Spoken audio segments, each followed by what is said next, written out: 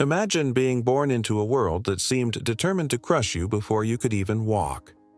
That was the world Oprah Winfrey entered on January 29, 1954, in rural Kosciuszko, Mississippi. Her mother, Vernita Lee, was an unwed teenage housemaid. Her father, Vernon Winfrey, was a soldier stationed far away. From her very first breath, life sent a clear message. You are not wanted. You are not important. Oprah's childhood was a brutal symphony of poverty, neglect, and pain. She lived in a tiny shack, wearing potato sacks as dresses because her family couldn't afford real clothes. At night, she prayed not for toys or treats, but for a full meal. But even in that darkness, there was a spark.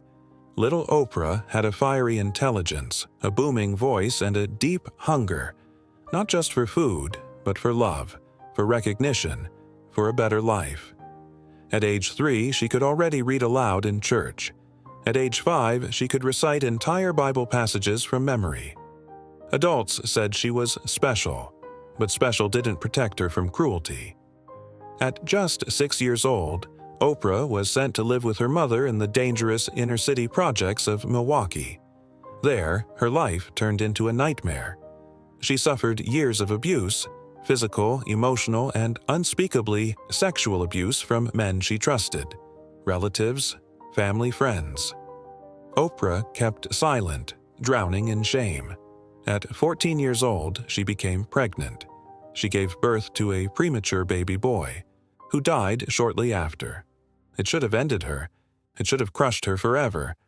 But it didn't.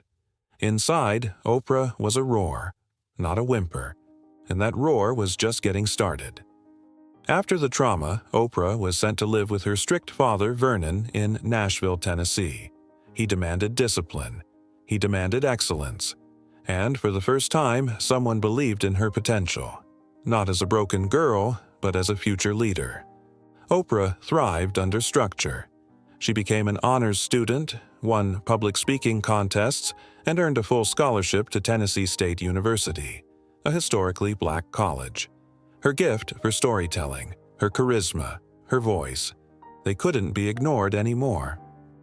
At just 19 years old, Oprah was hired as a co-anchor for the local evening news, the youngest and first black female anchor at the station. But success wasn't smooth. Her first TV job ended in disaster. Management thought her emotional, empathetic style was too much for serious news. They demoted her to a daytime talk show, a move meant to be a punishment. Instead, it was a pivot that changed everything. Oprah realized her superpower wasn't just reporting facts, it was connecting with human hearts. Meanwhile, racism and sexism shadowed her everywhere. She was told to straighten her natural hair, told to lose weight, told she'd never make it nationally. At every turn, the world tried to shove her back into a box she refused to fit into. She fought. She persisted. She didn't ask for a seat at the table. She built her own. And when the door didn't open for her, she kicked it down. In 1984, Oprah moved to Chicago to host a failing morning talk show called AM Chicago. No one expected much. She was up against powerhouse shows and famous hosts. A young black woman in a white, male-dominated industry? Not a chance, people whispered. But Oprah didn't listen. Within months, AM Chicago became the highest-rated talk show in the city. By 1986, it was renamed The Oprah Winfrey Show. And it went national. Oprah's secret? She felt everything. When a guest cried, she cried. When a guest celebrated, she celebrated. She wasn't distant and polished. She was raw, real, relatable. And people fell in love with her for it. But behind the smiles and applause, Oprah worked tirelessly. 16-hour days, endless rehearsals, constant reinvention.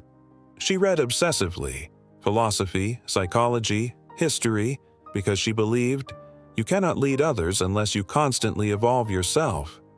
She tackled topics no one else would touch: childhood abuse, addiction, domestic violence, racism.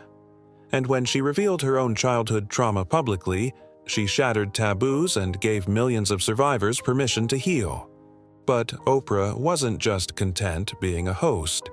She founded Harpo Productions, Oprah spelled backward, becoming one of the first Black women to own her own production company.